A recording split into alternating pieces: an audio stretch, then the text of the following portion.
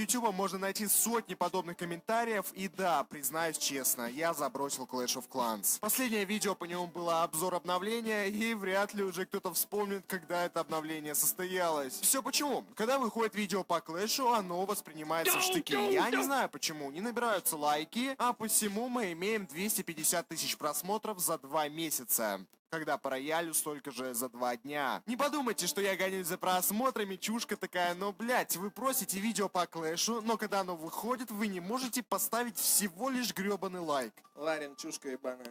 Я не говорю про всех, но если игра вам больше не интересна, опять же, не всем. Я знаю много человек, которые остались верны старой доброй Клэшке. То есть снимать Клэш желания больше нет. Я всегда стараюсь делать качественно, угодить своим подписчикам и без пиздежа. Уходит предостаточно времени на каждое видео, будь это обзор обновления, или лайв челлендж. Однако вряд ли кому-то из вас интересно это слушать, и никто не ценит ложный труд, это прекрасно понимаю. Но сегодня я решил вернуться в игру спустя долгое время и, конечно, заснять видос. Тем более наткнувшись на весьма интересный инфоповод. То есть сейчас, наверное, видите мою превосходную расстановку, кто-то из вас даже завидует, и я сам удивился, откуда появилась такая параша. Та-да-да-дам! Суперселл, здравствуйте, и сразу идите нахуй. То есть я подумал, как бы и любой здравомыслящий человек в данной ситуации, что меня взломали и ведут уже активную прокачку деревни, но в любом случае она останется у меня на устройстве, даже если сменили пароль от учетки. По этой причине все взломщики и дегенераты. А на самом деле планировка вашей деревни изменена из-за неподобающего содержания. В случае повторного проступка, ну хоть не преступление, на том спасибо, наказание будет серьезнее. А хуй вы мой отсосете? Очень забавно видеть от компании, которая проебывается в каждом, серьезно, без привлечения, каждом обновлении с русским языком, и как они прочитали на моей старой базе надпись «Залупа» в 2 строчки правильно и восприняли это как оскорбление.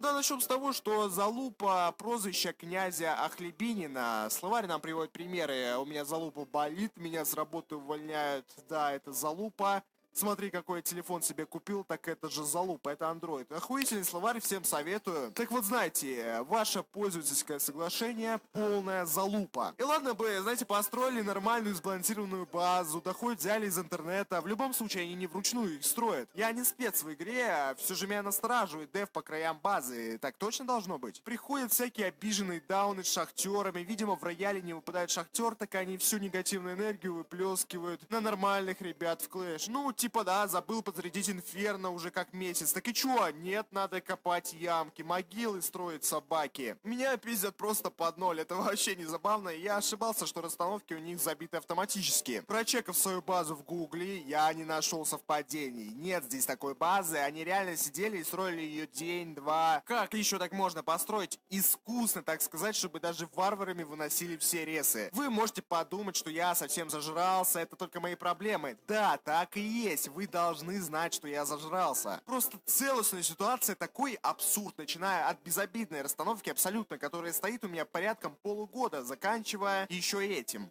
Они, помимо удаления моей авторской базы, стерли все расстановки вообще, которые я строю сам. Я всегда строю сам расстановки, и, естественно, на листике они у меня нигде не записаны. Я даже не хочу смотреть на расстановки для КВМ, потому что здесь они тоже все удалены.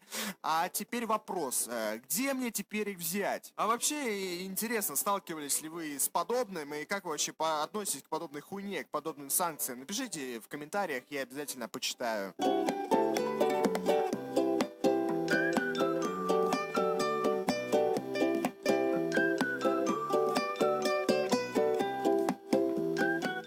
Я, по иронии судьбы, решил провести атаку, прям поностальгировать из моих любимых войск. Это гигантусы, маги, естественно, бомберы, вообще мои, в принципе, любимые войска.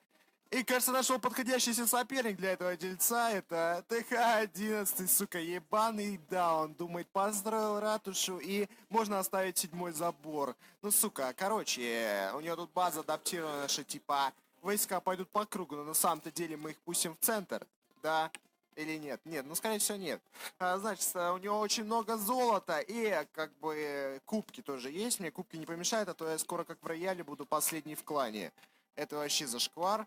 А в Клэше прям вот горят руки кого-то разъебать конкретно. И сейчас мы гигантами почистим вот эту сторону. Потом зайдет по центру героями. Ну, правда, у него там орлиная артиллерия. Ну, ничего. А пока я вам расскажу под этот процесс одну шуточку, шутеечку все любят. Значит, у мужика растет член на лбу.